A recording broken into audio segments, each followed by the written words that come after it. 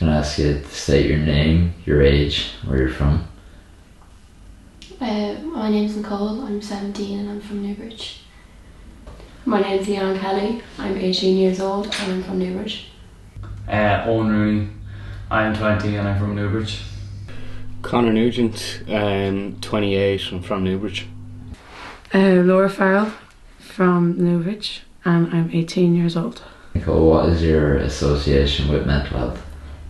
My friend Toni took her life.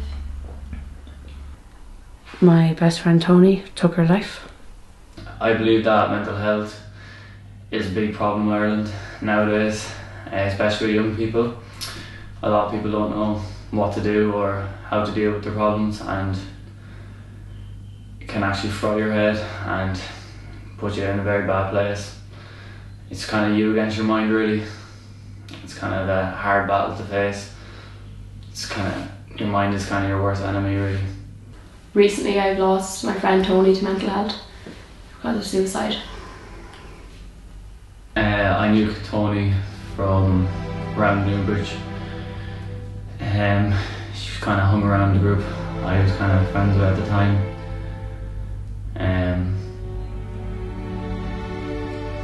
She was really good friends with my girlfriend at the time as well, and she was such a nice person. What happened? She obviously had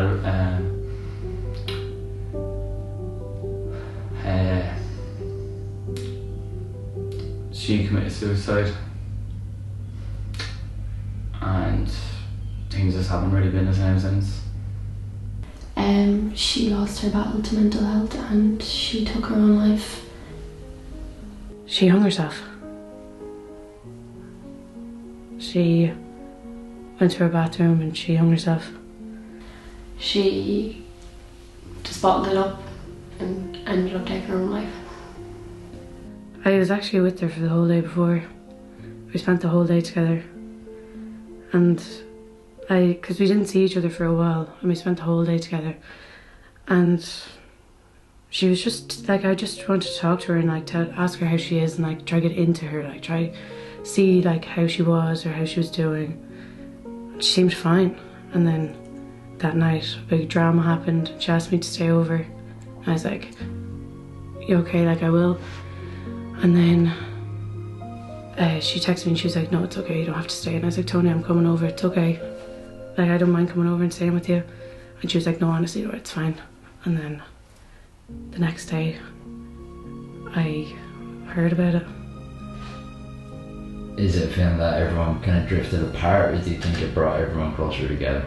Definitely at the start, everyone was together and no one would go anywhere alone. School even, everyone was just to be with someone at all times. But as time went on, everyone started to drift apart. So then I went to Molly's, everyone was there. But like, if that didn't happen, like if we weren't all able to go to Molly's that night, I just think things would be a lot different. It's like everyone was there for each other. It was just like kind of a safe haven. Well, at the start, everyone was kind of very close to each other. Everyone was kind of helping each other out and kind of being there for each other and letting each other know how much they mean to each other. And kind of really brought everyone in Newbridge and even outside of Newbridge together to help one another. It really did impact the town a lot, and impacted a lot of people as well. It was a completely different, like, it was a different kind of, like, it was bittersweet completely. Like, there was laughs over everything that she did and like all the videos and the memories, but then it was so sad that she couldn't be there. But it just brought everyone like so close together. We were family for so long, and it was just, we were like an army. We were like Toni's army.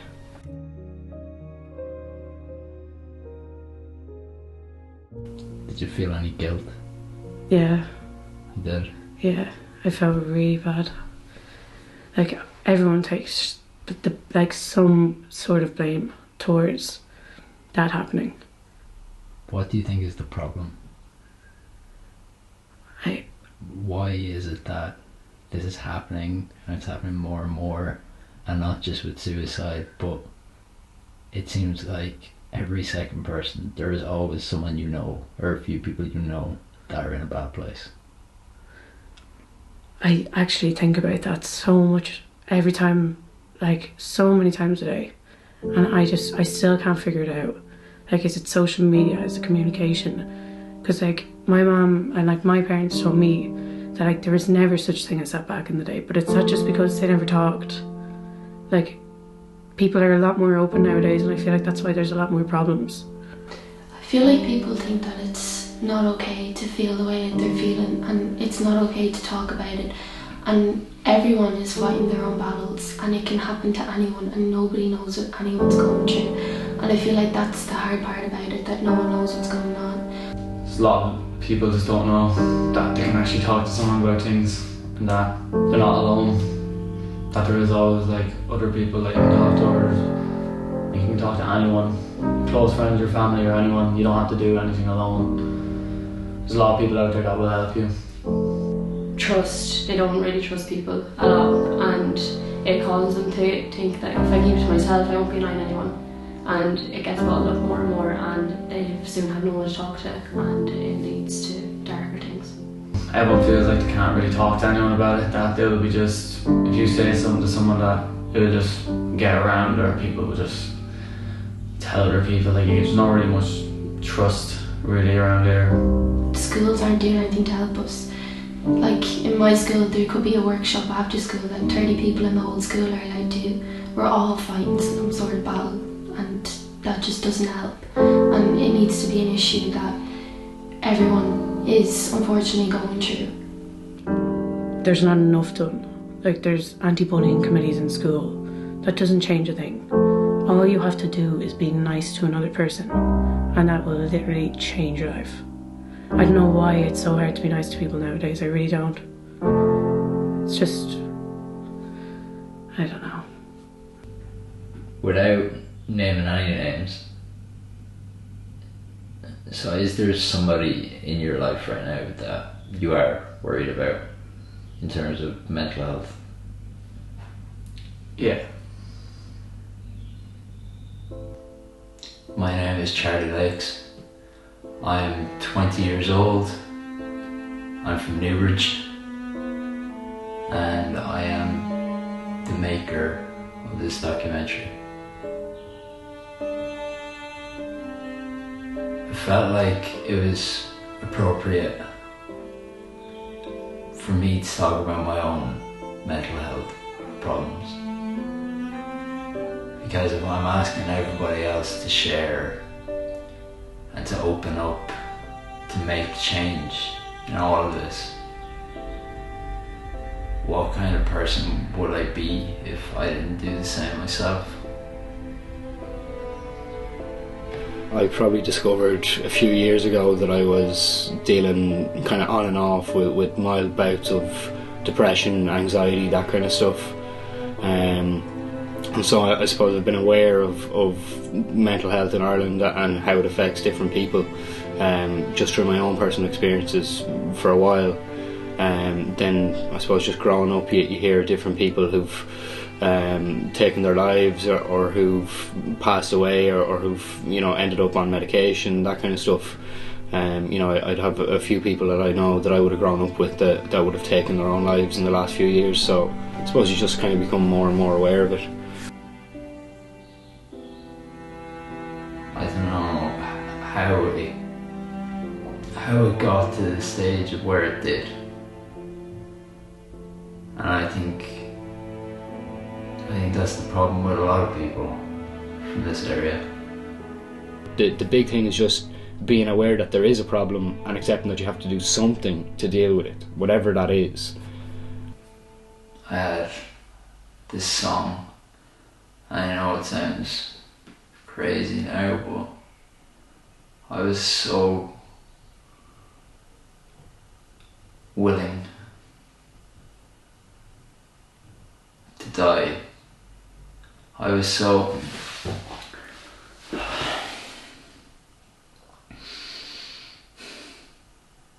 something in Ireland we're probably not great, getting in touch with our emotions, or even accepting that we have emotions half the time, as young men especially. and young women too, but I think particularly young men in Ireland, we've a big issue with actually engaging with the problem and accepting that there is a problem.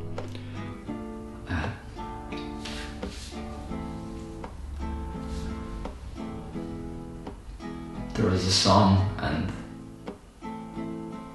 I don't know how to describe it. I never wanted to die, but when I heard it, I felt ready to die. It's a really hard thing to explain to somebody who's never been in that situation, but sometimes you just feel like you're ready to go. It's not necessarily that you want to, that maybe everything you ever had to deal with, it just becomes too much. And all you think is that you don't want any of it anymore. And you don't know how to change it.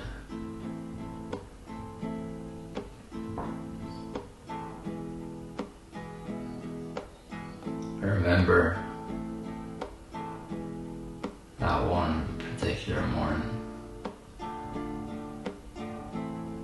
where I woke up, and it was honestly the most beautiful day I've ever seen. It really, really was. And I thought it was the last day I ever wanted to live. Like when we talk about suicide especially, it's a permanent solution to a temporary problem in a lot of cases. It's something that's, there's stress ramping up in your life, whatever's going on that's affecting you, and then you just kind of lose it one day, or maybe you think of it for months and months, and then you snap for whatever reason and you make this decision. So that night, put my headphones in and I played that song.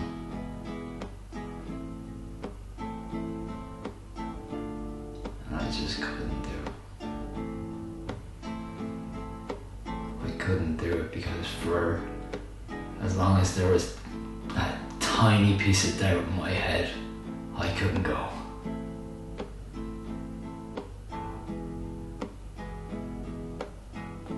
I don't know what it was, call it whatever you like, call it divine intervention, whatever it was. I just couldn't. And I was ready.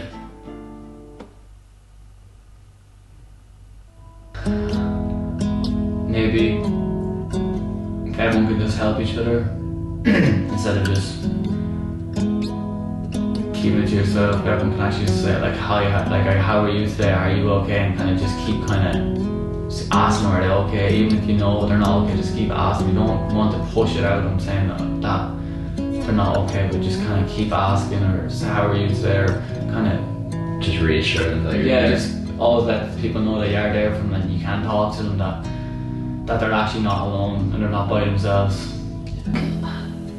Everything does get better no matter how dark it is, and people do need to know that, and you're not the only person that feels like that. Tell them everything's okay. If you get past this bad patch in your life, you could end up having such a better life, and it happens all the time. And once you step past it, you'll feel like such a better person, and everyone's here for you. My only thing to say is that just talk it out. I can't fret it enough. Just talk to your friends, your family. It's the most important thing in the world. You really don't think it's going to work, but just saying what's on your mind changes everything in your mind. It's a completely different mindset of just having that off your shoulders. It's not bottling you inside. Like, there's going to be people there for you no matter what. Things will pass. Like, life generally gets better, but as bad as it looks in the media and stuff nowadays, you think like the world's falling apart and Donald Trump and whatever else is going on. The world is generally just getting safer and better and more peaceful, and has been doing for about 500 years by any measurable statistics. Life is getting better, but that doesn't mean that it's getting better for individuals. So you kind of have to, I suppose, Standards of life are getting better. So maybe we just need to be more grateful as well for what's around us. Like just getting up in the morning and walking out and, you know, making yourself a cup of tea and going about your day. Like enjoy the rain. You know, there's value in all of it, in just being around. And that sounds spoofy, and it is spoofy, but fuck, it's true. Like if you just try and enjoy the day, it makes a difference in your attitude.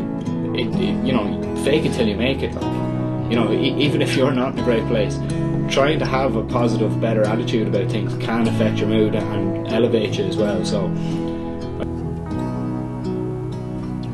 There's that song that made me ready to die. That song's name was To Build a Home.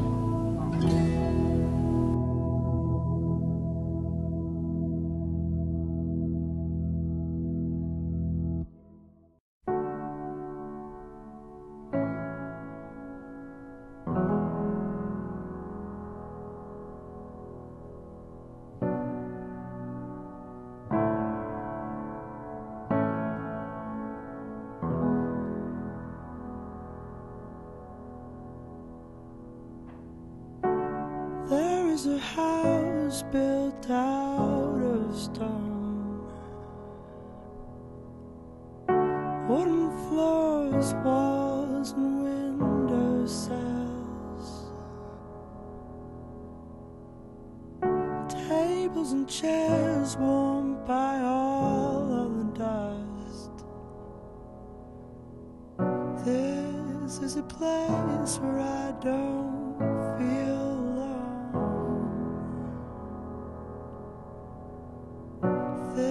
this is a place where I feel at home.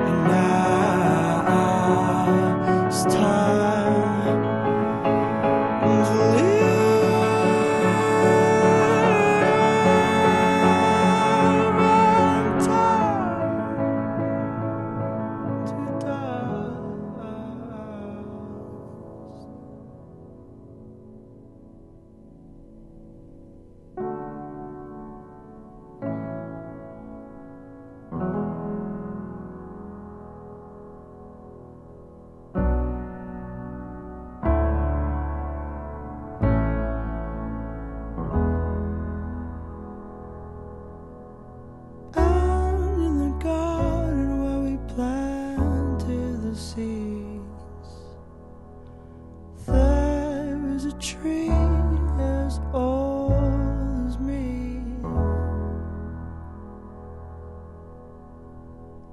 branches were sown by the color of green. The ground had rose and past its knees. By the cracks of his skin I climbed to the top. I climbed the tree to see the world.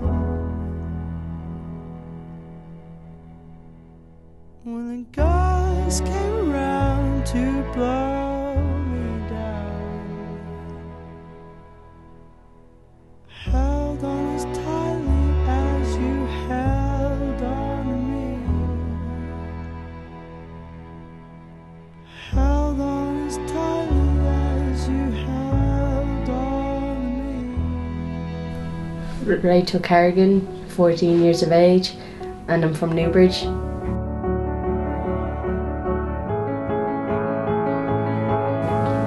Maybe tell me a little bit about your sister.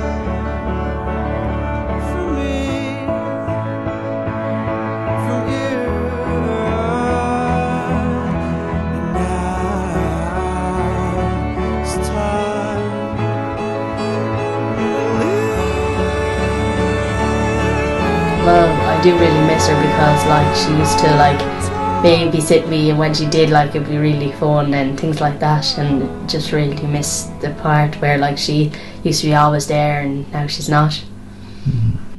You whip out the line, what you call a man with no shins, and all you get off her is, what you mean a man with no shins? It's Toni. Like, my favourite memory of Toni was every time we went out, she was always the funny person. She was always there with her washing up liquid because she would drink any sort of drink, every drink. She'd rock up with anything, and we'd all make a big joke about it. And all her little private jokes that we had, all her sing-songs to Chris Brown and don't walk without your feet on, and what you call a man with no shins. And she, what you mean? And just every time we went out, Toni was always the funny person. She always had the smile on her face and the laugh. She's missed. She spent the whole day with me. We sat in my bed and we watched Freaks and Geeks for at least 6 hours. And we just sat there, and then she left. And I didn't know it was going to be the last time I ever seen her. But it was probably the perfect ending. This documentary is in memory of Toni Carrigan. Perfect. Perfect.